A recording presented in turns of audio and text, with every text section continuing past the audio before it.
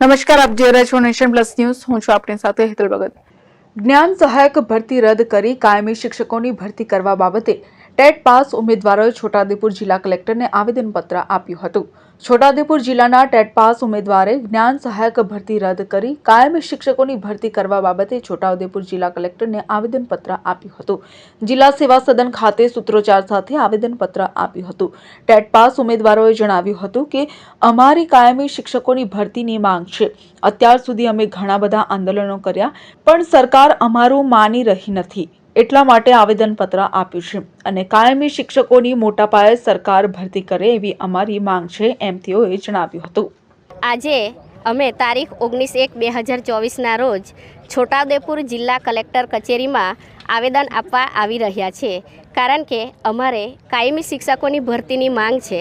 અત્યાર સુધી અમે ઘણા બધા આંદોલન કર્યા, પણ સરકારશ્રી અમારું માની નહીં રહી. એટલે આજે અમે આવેદન આપવા આવી રહ્યા છે અને કાયમી શિક્ષકની મોટા પાયે ભરતી કરે, ક્રમશઃ ભરતી થાય, એના માટે આજે અમે આવેદન આપવા આવી રહ્યા છીએ. અમે આવેદનપત્ર જે કાયમી ભરતી શિક્ષકોની થાય એના માટે આપવામાં આવ્યા છે અને અમારી સરકારશ્રીને નમ્ર વિનંતી એ છે કે મોટા પાયે અને ક્રમશઃ કાયમી શિક્ષકની ભરતી થાય. વારંવાર આ બીજી વાર અમે જિલ્લા કક્ષાએ આવેદનપત્ર આપવામાં આવ્યા છે અને એના પહેલાં પણ અમે ગાંધીનગર પણ વારંવાર આ જે અમારી રજૂઆત છે એ રજૂઆત કરવા માટે પહોંચ્યા છે. તેમ છતાં હજી પણ સરકાર ઘણા બધા સમયનો વિરામ લીધો છે અને કાયમી ભરતી માટે જાણે પૂર્ણ વિરામ મૂક્યો હોય અને નિંદ્રાવસ્થામાં જાણે હોય એવું અમને લાગી રહ્યું હોય એવું અનુભવાય છે. કેમ કે લાસ્ટ ટાઈમ પણ વૈકલ્પિક વ્યવસ્થા છે એવું કહીને જ્ઞાન સહાયકની મોટા પાયે ભરતી કરી લીધી છે. હવે આવી સ્થિતિની અંદર જો કાયમી શિક્ષકની ભરતી કરવામાં ના આવે તો અમારા જેવા જેટલા પણ શિક્ષકો જે મહા મહેનત કરીને પેટે પાટા બાંધીને અભ્યાસ કર્યો છે ને એ બધો અભ્યાસ ધૂળ બરાબર થઈ ગયો છે. કેમ કે અમને કોઈ ઓપ્શન વિકલ્પ દેખાતો નથી કે હવે અમારે શું કરવું.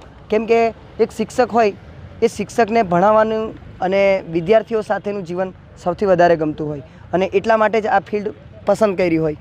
હું કેટલા વર્ષોથી કેટલી પણ સ્પર્ધાત્મક પરીક્ષાઓ લેવાય છે, એમાં ક્યારે પણ અત્યાર સુધી ફોર્મ નથી ભર્યું. એનો અર્થ મારું એક શિક્ષક બનવાનું સપનું હતું અને એ શિક્ષક બનવા માટેના જે પ્રયત્નો હતા એ ચાલુ હતા અને એ પરીક્ષાની જાહેરાત 6 વર્ષ પછી થઈને ત્યારે હું એ પરીક્ષામાં ઉત્તીર્ણ થયો છું.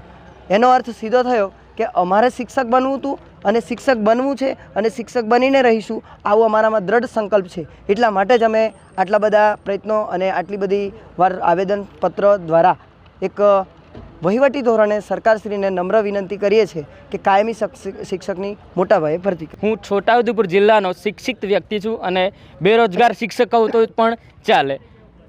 કહેવાય છે કે शिक्षक कभी साधारण नहीं होता, प्रलय और निर्माण उसकी गोद में पलते हैं.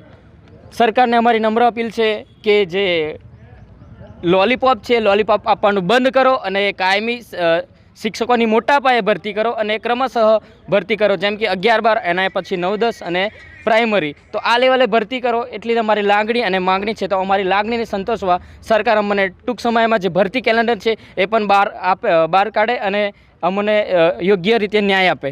Rehan Patel, nation plus news, Chhotaudepur. સમાચારોના સતત અપડેટ માટે નેશન પ્લસ ન્યૂઝના યુટ્યુબ ચેનલને સબસ્ક્રાઇબ કરો, બેલ આઇકન દબાવો અને ફોલો કરો ઇન્સ્ટાગ્રામ, ફેસબુક અને ટ્વિટર પર.